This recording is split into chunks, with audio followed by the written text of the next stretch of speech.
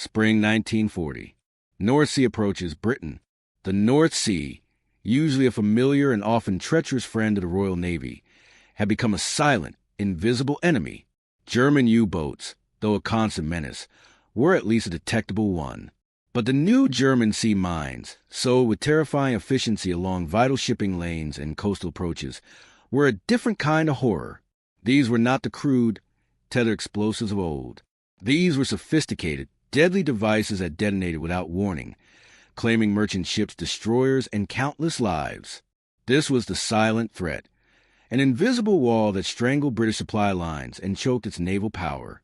In the claustrophobic operations room of HMS Vernon, Britain's primary mine warfare establishment, the air was thick with the smell of stale tea and grim determination.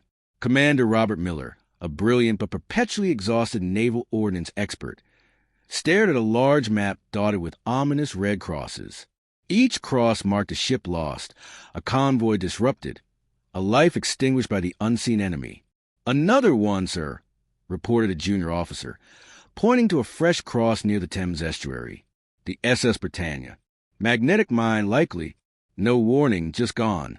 The Germans had innovated rapidly. Their new mines were primarily of two types. Magnetic mines, detonated by changes in the Earth's magnetic field caused by a ship's hull passing overhead. These were insidious, sinking ships without even touching them. Acoustic mines, triggered by the unique sound signature of ships' propellers or engines. These were even harder to detect and avoid. The current British countermeasures, primarily primitive sweeps, dragging paravanes behind ships to snag tether mines, were almost useless against these new weapons. Degaussing, a method of demagnetizing ships, offered some protection against magnetic mines, but it was costly, slow, and not always effective. Acoustic mines were a complete mystery. Admiral Sir Max Horton, known for his no-nonsense approach, slammed his fist on the table. "Our convoys are bleeding. Our coastal waters are becoming graveyards. We need answers, Miller. How do we fight an enemy we cannot see or hear until it's too late?" Miller, a man more comfortable with schematics than speeches, knew the magnitude of the challenge. "Admiral, we believe the Germans are using highly sensitive triggers. They likely have multiple settings, allowing them to arm mines after specific numbers of ships have passed or at specific times. We're dealing with advanced, almost intelligent devices." The fatal mistake of the initial British response was not a lack of effort, but a fundamental lack of understanding of the enemy's advanced mine technology. They were fighting a new, unseen war with old tools and assumptions. The German naval engineers had achieved a technological leap, creating a weapon that was cheap to deploy, devastatingly effective, and most importantly, shrouded in impenetrable secrecy. The British needed a German mine intact for analysis. Without it, they were merely guessing in the dark, and every guess was paid for in ships and lives. The silent threat was tightening its grip, pushing Britain to the brink. Autumn 1940. Coast of Shoeburyness, Thames estuary, England. The call came in the dead of night, a frantic, hushed report that sent a jolt of electricity through HMS Vernon. A German mine, a massive cylindrical beast, had been spotted at low tide, snagged on mudflats near Shoeburyness. It was intact, barely submerged, a potential treasure trove of enemy secrets. This was the breakthrough mine, the elusive key to understanding the silent threat. Commander Miller, galvanized by the news, immediately dispatched a highly specialized Royal Navy bomb disposal team, led by the legendary Lieutenant Commander John G. D'Ouvry. Ouvry was a man of steel nerves and meticulous precision, accustomed to disarming the deadliest of German ordnance. This mine, however, presented a unique challenge. Its very presence hinted at unseen triggers. The scene on the mudflats was tense, under the watchful eyes of naval security. Ouvry's team worked with agonizing slowness, surrounded by the swirling, muddy waters of the estuary. The mine itself was a formidable sight, a large, dark cylinder, bristling with strange protrusions, clearly unlike any previous German mine. It was obvious this was one of the advanced magnetic or acoustic variants, possibly even a combination. "One wrong move, lads," Ouvry murmured to his team, his voice calm despite the immense pressure, "and we won't even hear it." Their primary goal was to render the mine safe without triggering it, then to recover for detailed analysis back at Vernon. They carefully approached it, feeling for tripwires, listening for subtle clicks or hums. Using long grappling hooks and remote control tools, they slowly, painstakingly, began the process of examining the device. Every bolt, every seam, every potential sensor was scrutinized. The fatal mistake the Germans had made was in deploying their mines in areas where tidal conditions could occasionally expose them. While extremely rare, this one chance was all the British needed. The sheer scale of their mine-laying operations meant that statistical probability eventually worked against them. They had built an almost perfect silent weapon, but a single, exposed example held the potential to unravel their entire strategy. After hours of nerve-wracking work, Overy's team managed the impossible. With the sun just beginning to rise, painting the sky with streaks of orange and purple, they successfully disarmed the mine.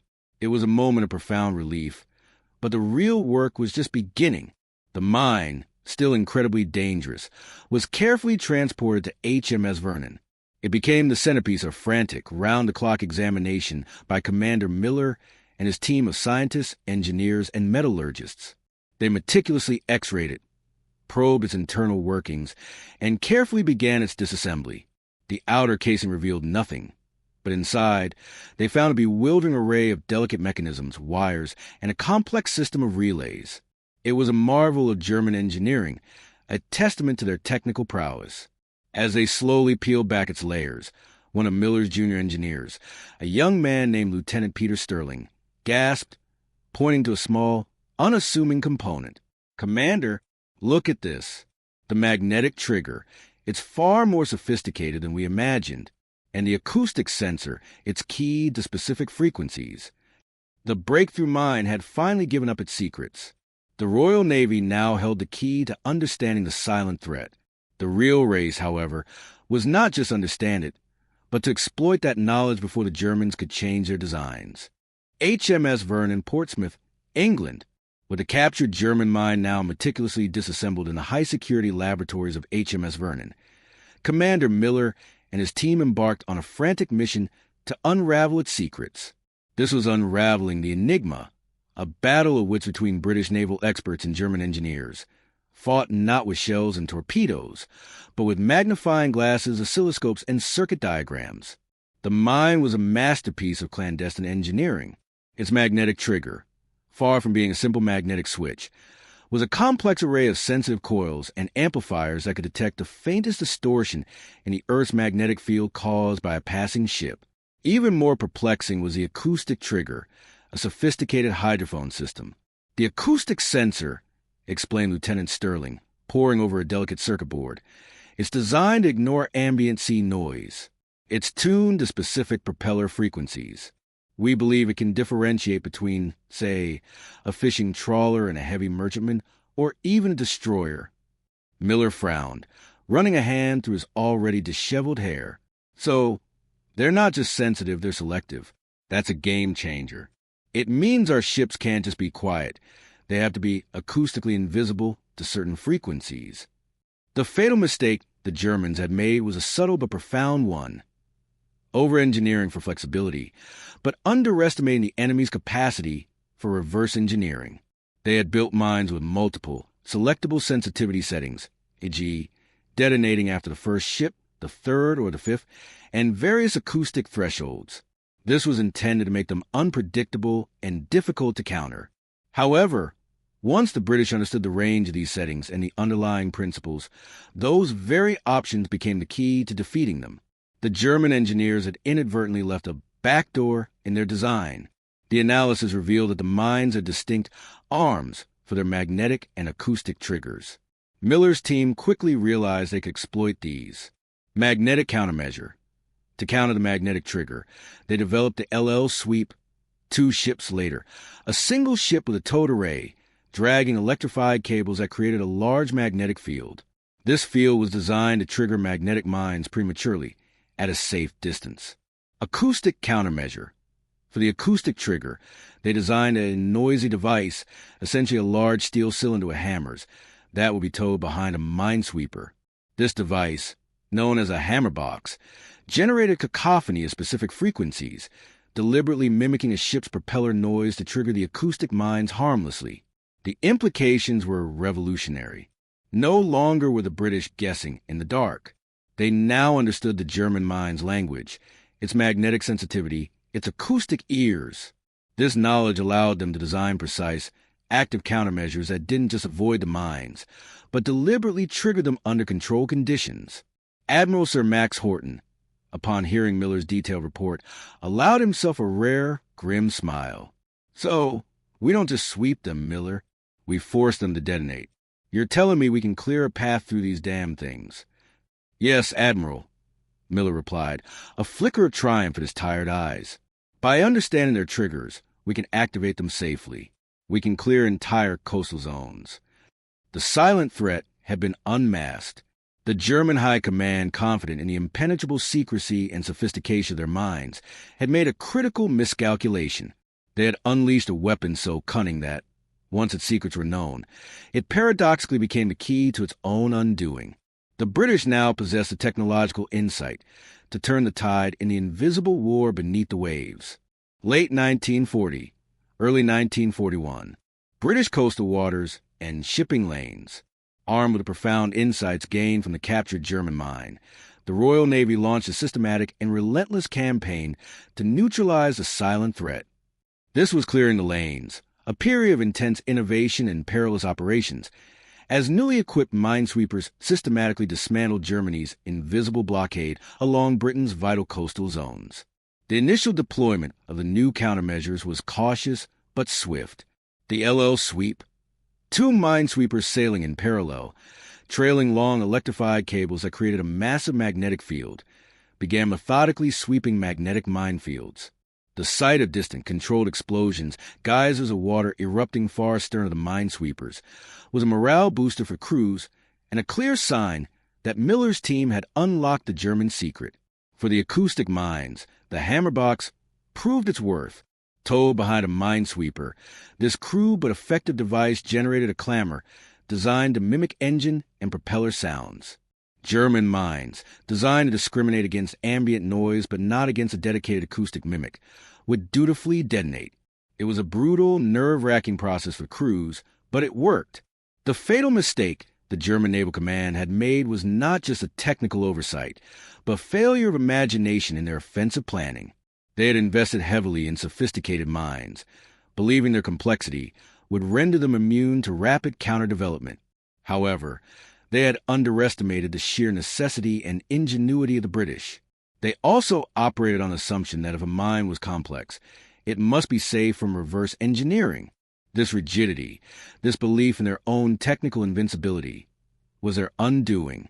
The impact on British shipping was immediate and dramatic. Losses to German mines plummeted. Previously impassable shipping lanes were reopened, allowing vital convoys to reach port with greater safety. The morale of merchant seamen, battered by months of unseen danger, began to recover. The flow of food, raw materials, and military equipment into Britain, once gravely threatened, was reestablished. Admiral Sir Max Horton, reviewing the rapidly improving statistics, acknowledged the pivotal role of HMS Vernon's work. "Miller and his team have turned the tide," he declared in a confidential memo. "Their genius has saved more ships than any destroyer squadron could have hoped to." However, the war of which was far from over. The Germans, though initially baffled by the sudden drop in mine effectiveness, would inevitably realize their designs had been compromised. Miller's team knew they were in a constant race to anticipate the next German innovation, to find new countermeasures before more ships were lost. The Clearing the Lanes campaign was a testament to the fact that victory in modern warfare often hinged not on brute force, but on intelligence, analysis, and the ability to outwit the enemy at the technological chess table. The British had learned the silent language of German mines, and with each controlled detonation, they systematically dismantled the invisible walls that had threatened to suffocate their nation. But the question loomed: how would the German High Command react when they discovered their silent threat was no longer silent, and their secrets were laid bare? Winter 1941. Kriegsmarine Headquarters, Berlin, Germany. In the austere wood-paneled war room of Kriegsmarine Headquarters in Berlin, the atmosphere was one of growing confusion and frustration. Admiral Karl Donitz, the the shrewd and tenacious commander of the U-boat arm, listened intently as his mine warfare specialists presented their latest, disturbing reports. This was the German High Command's confusion. The moment when the architects of the silent threat realized their invisible weapon was no longer invisible. Captain Lieutenant Eric Bauer, head of mine operations, pointed to a chart showing a precipitous drop in British shipping losses due to mines. Admiral, our intelligence confirms a dramatic decrease in the effectiveness of our magnetic and acoustic mines. Shipping continues through areas we know to be heavily mined. It's as if the British are sweeping them with unnatural efficiency. Donuts, usually quick to anger, merely stroked his chin, his brow furrowed in deep thought. Unnatural efficiency? Bauer, are you suggesting they have found a countermeasure? Impossible. Our mines are our most advanced, most secret weapon. Their triggers are beyond conventional detection. The fatal mistake the German High Command had committed was a profound overestimation of their own technological secrecy and an underestimation of Allied intelligence capabilities. They had believed their mine designs were not only effective but also impenetrable. This confidence led to a delayed reaction when the evidence of a successful countermeasure began to mount. They were unwilling to believe their perfect weapon had been compromised. We have reports of unusual British mine-sweeping patterns, Admiral. Bauer continued, his voice hesitant, and strange explosions in our known minefields. They appear to be controlled detonations, not accidental triggers. A heavy silence fell upon the room. Other officers exchanged uneasy glances. The idea that the British had somehow acquired one of their mines, disassembled it, and then developed a precise countermeasure was almost unthinkable. Such a feat would require not just engineering brilliance, but also an extraordinary intelligence coup. Controlled detonations? Donuts repeated slowly, the implications sinking in. He knew the British were capable, but this level of reverse engineering seemed fantastical. They must have recovered an intact mine. But how? And when? The discussions devolved into frantic speculation. Had a mine failed to arm correctly and washed ashore? Had a British commando team somehow managed to recover one from a shallow seabed? The possibilities were endless, and each one pointed to a devastating breach of German security. The Kriegsmarine, under Donut's leadership, was already fighting a brutal, high-stakes battle in the Atlantic with its U-boats. The thought that their second great weapon, the sea mine, had been neutralized was a bitter pill to swallow. It meant precious resources, time, and ingenuity had been effectively wasted. Donuts, a realist, finally spoke, his voice grave. Regardless of how they did it, gentlemen, they have done it. Our minds are compromised. This is a severe setback. We must immediately begin development on new designs. Mines with more complex, multi-stage triggers. And we must assume that anything we deploy, they will eventually counter. The confusion in the German High Command was turning into a grim realization. Their silent threat had been silenced, not by avoiding it, but by understanding it.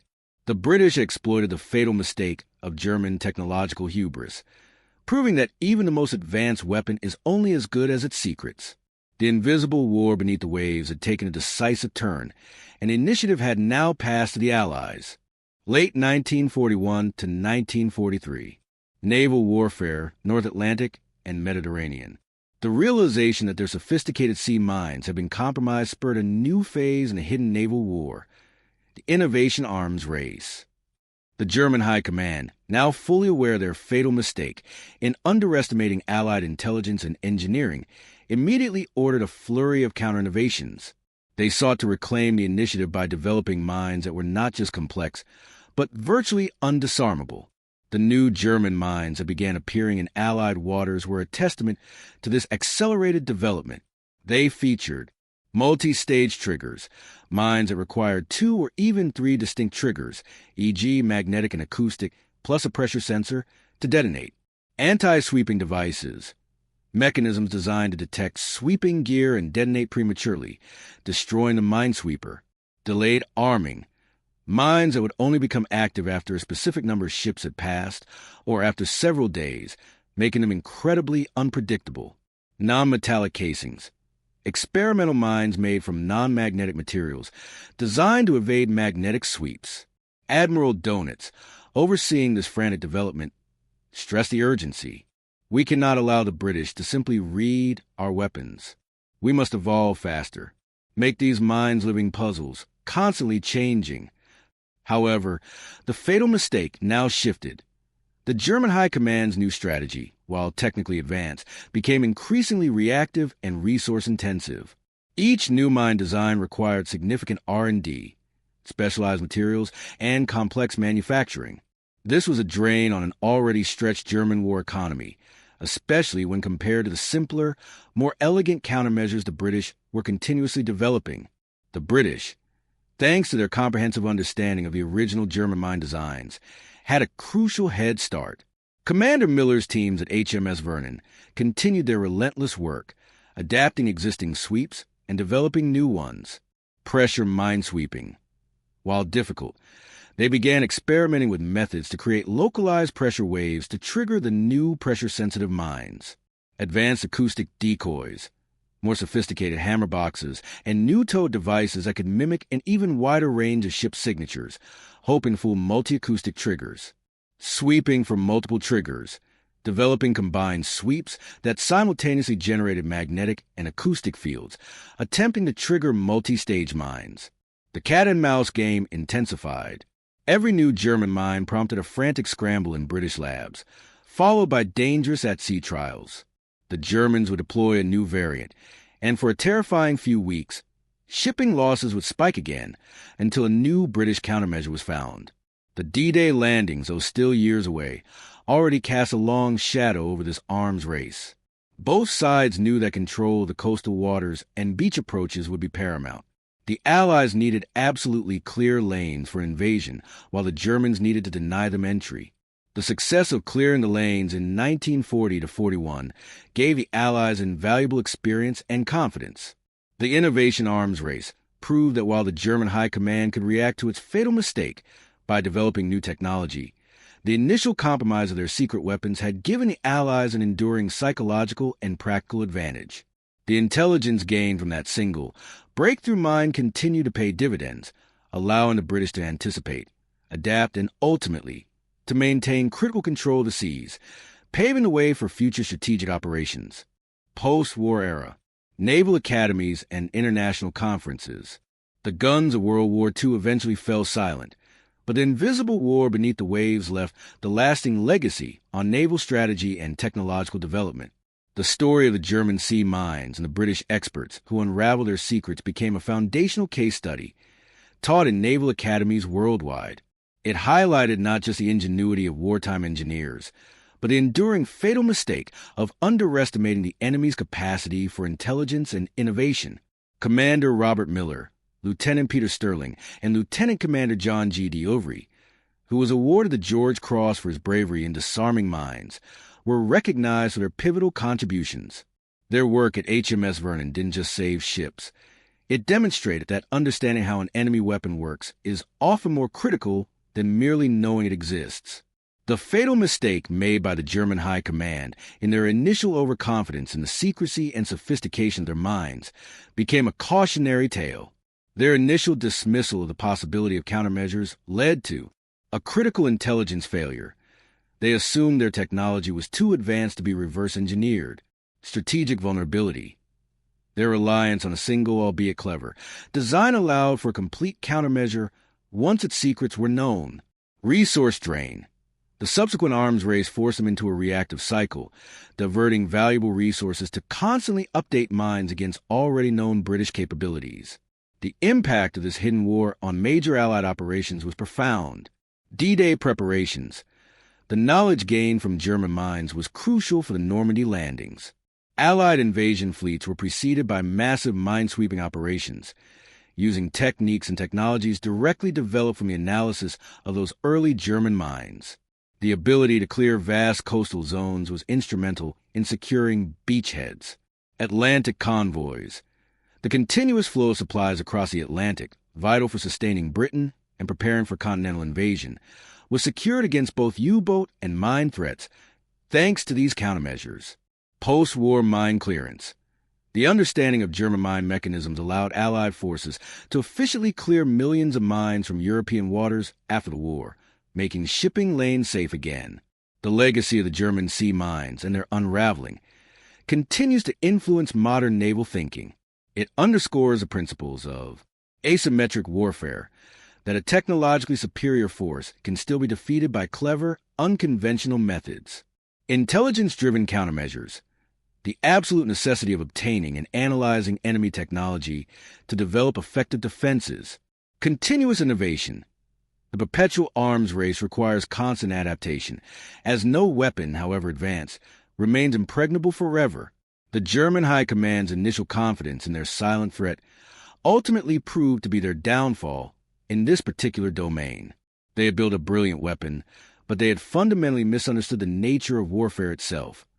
A constant, evolving struggle where even the most hidden secrets can be unmasked, and where a single piece of recovered technology can redefine the course of battle. The echoes of that discovery in HMS Vernon continue to remind us that in war, knowledge is indeed power, and even the most impenetrable enigma can eventually be unraveled